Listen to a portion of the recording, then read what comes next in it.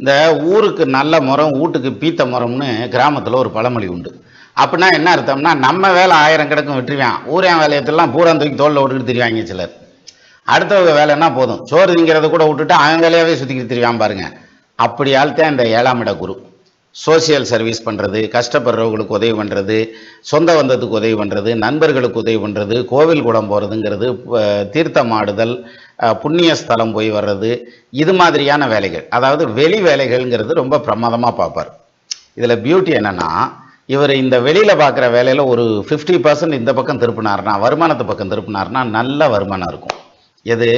நண்பர்கள் மூலமாக பார்ட்னரில் தொழில் பண்ணுறது, சொந்த பந்தத்தினால வருமானம் வர்றது, சொத்து சம்மந்தப்பட்ட வகையில் வருமானம் வர்றதுங்கிறது, புதுசாக தொழில் ஸ்டார்ட் பண்ணி அதில் இம்ப்ரூவ்மெண்ட்டுக்கு வர்றதுங்கிறது, புது வேலைக்கு அப்ளை பண்ணி இப்போ இருக்கிற வேலையோட சம்பளம் கூடுதலாகவும் பதவி கூடுதலாகவும் போய் உட்கார்றதுங்கிற மாதிரியான பலவிதமான யோகமான பலன்கள் அப்படிங்கிறது இந்த 7ஆம் இட குரு.